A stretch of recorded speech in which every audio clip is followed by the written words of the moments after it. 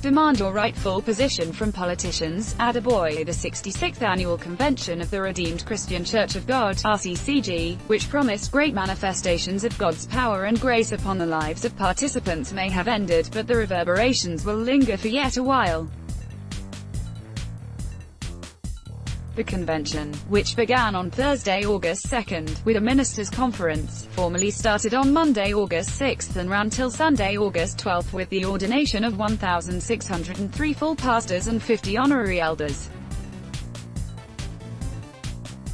The theme of the event that attracted unprecedented number of participants from across the globe was Dominion. Besides the numerous spectacular testimonies that attended the program, one of the high points of the annual convention was the gathering of traditional rulers from across the country for an unusual fellowship with the General Overseer of the Redeemed Christian Church of God (RCCG), Pastor Enoch Adeboye, on Saturday morning, where he charged them to unite and speak against the ills in the society. Speaking at the special fellowship with the Royal Fathers at the prayer foyer of the 3 by 3 km auditorium in the Simawa area of Ogun State, Adeboye lamented that Nigerian politicians have eroded the authority of the Royal Fathers, wondering why the Royal Fathers no longer have a voice when there was a House of Chiefs.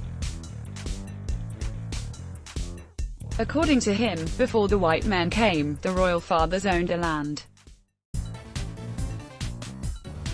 Don't let the people tell me that we don't know how to rule, because the Royal Fathers ruled our people before the white men arrived our shores, he argued, saying that any form of government that wants to rule and leave out the Royal Fathers is completely unacceptable.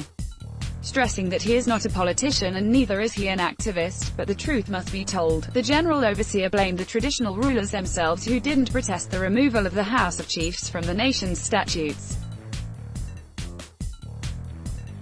There was a House of Chiefs, but it's not there anymore, and we didn't say a word, he stated, noting that whatever you allow on earth will be allowed in heaven, and whatever you disallow on earth will be disallowed in heaven. I think we have allowed too many things we should not have allowed, Adeboye stated, adding however, that it's gratifying that the politicians would soon be knocking on the royal door, campaigning for votes even as they have already been speaking of restructuring. I believe it's time we should say a word or two.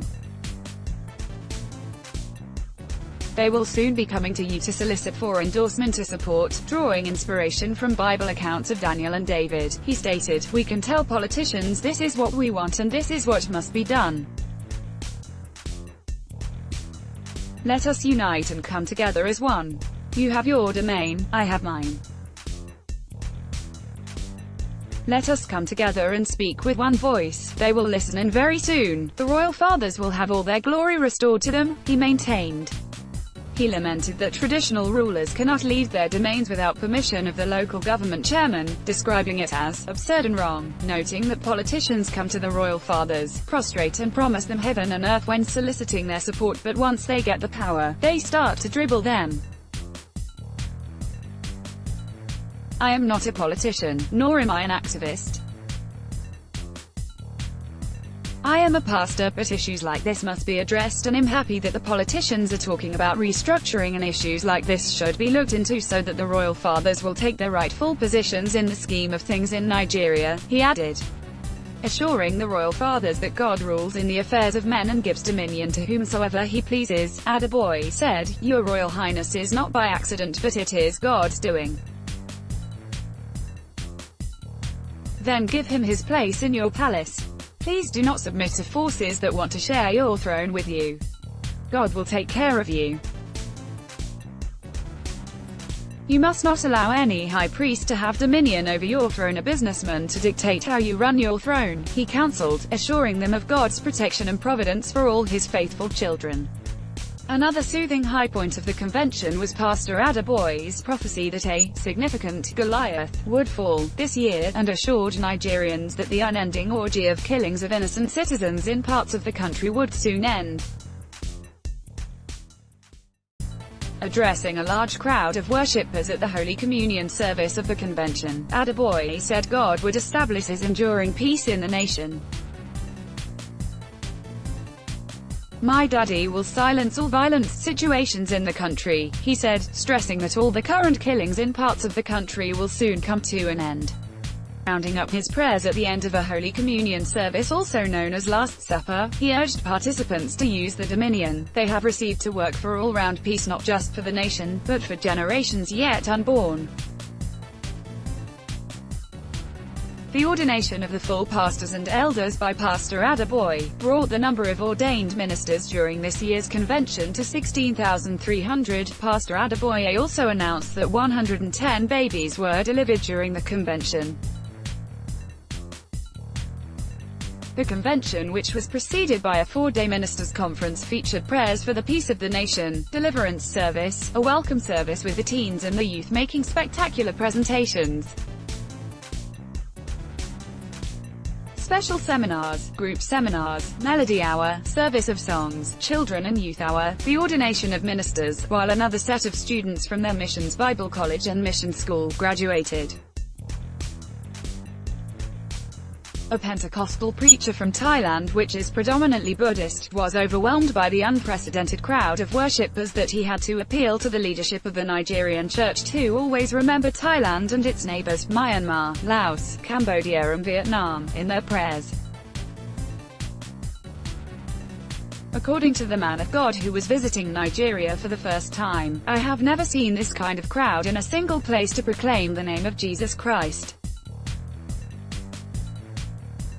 Please remember Indochina or Southeast Asia in your prayers so that one day the over 259 million population of the area will belong to Jesus like you people in Nigeria." Pastor Adeboye openly acknowledged that this year's convention was spectacular, saying, "You can see the large crowd of people at the old auditorium. You can see that the new auditorium, which is 3 kilometers by 3 kilometers, is also filled to capacity." The Friday service was attended by the acting president, Professor Yemi Osinbajo, Governors Akinwunmi Ambode of Lagos and Udom Emmanuel of Akwa Ibom and their spouses, as well as the Chief of Defense Staff Gen. Gabriel Olanisakin, and traditional rulers from across the country. Announcing that the church now has presence in 197 nations of the world, Pastor Adeboye hinted that it would soon establish a wall of fame in honor of all those pioneer pastors who had taken the church to foreign nations. The founder of the church, Rev. Josiah Akindayomi, and 196 others were appreciated for their efforts in planting RCCG in 197 countries of the world. One of the family members of late Akindayomi was decorated on behalf of the founder of the church. Appreciating the pioneers, Pastor Adeboye described them as heroes of the church, stating that the church now has 16 parishes in Libya. In his words, "We want to celebrate our pioneers. We will establish a wall of honor for those who pioneered churches in foreign land." Some of the places where RCCG now has parishes include Libya, Sudan, Afghanistan, Cambodia, UAE, India, Samoa, Nicaragua, United Kingdom, and United States of America. He maintained that preparations for next year's convention, with the theme, "And God Said," have begun.